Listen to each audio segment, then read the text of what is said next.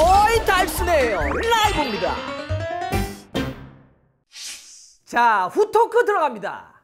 자, 일단 그러면 오늘 4위 다툼에 굉장히 중요했던 아스날과 맨유 경기를 정리를 해보겠습니다. 첫 번째는 일단 오늘 승리팀인 아스날 얘기를 좀 먼저 하고 싶은데, 아스날이 오늘 홈 경기에서 일단은 경기 출발 전에는 맨유보다는 아래 순위였고, 오늘 이겨야지만 홈에서 4위로 복귀하는 그런 경기였잖아요. 그래서 에메리 감독이 외질과 램지와 자카라고 하는 굉장히 공격적인 라인업, 앞쪽에 투톱을 세우면서 아주 공격적으로 라인업을 썼는데, 이게 기본적으로 주요했다고 봅니다.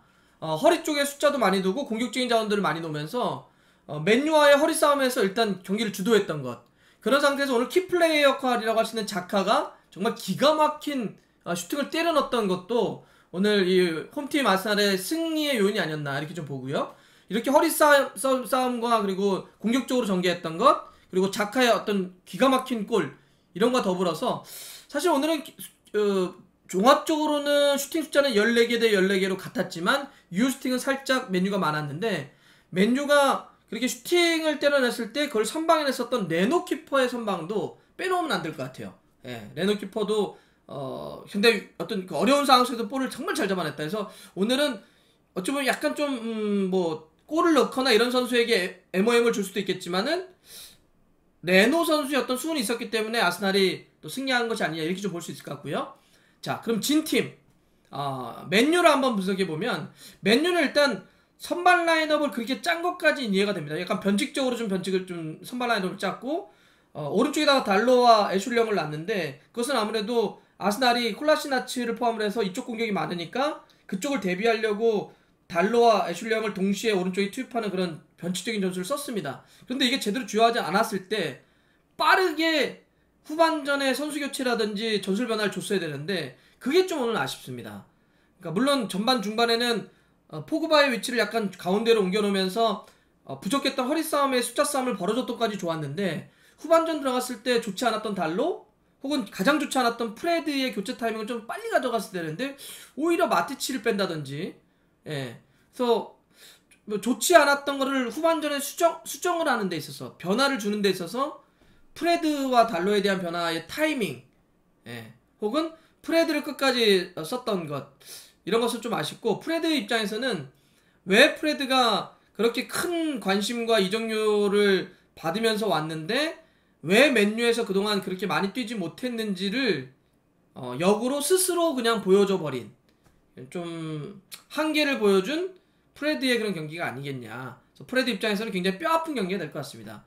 그리고 이제 숄차르 감독 입장에서도 뭐 챔피언스 리그에서는 정말 기가 막힌 승부를 했는데, 자, 지금 일단은 프리미어 리그에서 또 한번 꺾였습니다. 그리고 앞으로도 이제 FA컵도 있고 상당히 많은 경기가 있을 텐데, 지금 부상자들이 좀 많은 상태이기도 하고요. 요게 다시 뭐 지난번에 파리에게 졌다가 뒤집은 것은, 파리와의 경기는 챔피언스 리그 무대에서의 위기관리였다고 한다면, 이제는 프리미어 리그 내에서의 위기관리가 좀 필요한 시점이 됐습니다. 순위가 당장 지금 밑으로 떨어져 있고 다시 4위 안으로 올라가려면 앞으로 일정 관리가 중요한데, 자, 이렇게 봤을 때 숄샤르 감독이 부상 관리 포함을 해서 지금 위기 관리를 어떻게 해낼 것이냐, 요것도 좀 앞으로 좀 지켜봐야 될 포인트가 될 것 같습니다.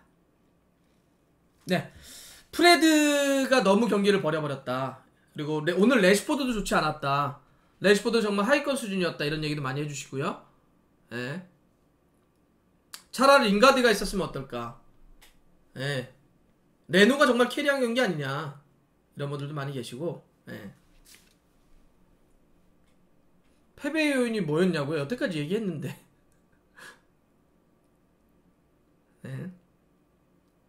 일단은 진짜 허리 싸움이 열세가 됐던 것 같아요. 허리 싸움이 외질과 자카, 램지의 맨유가 대응을 잘 못했죠. 네. 프레드하고 마티치하고 뭐 포그바, 달로 이렇게 있었는데 대응을 잘 못했어요. 외질은 그렇게 번쩍이진 않았어요. 오늘 가장 좋았던 거는 자카 그리고 램지. 예. 그러니까요. 프레드를 좀 빼주는 게 맞았던 것 같은데 오히려 마티치를 빼버렸어요. 예. 에레라 없는 것도 좀 티나죠. 에레라 없는 것도 좀 티나요.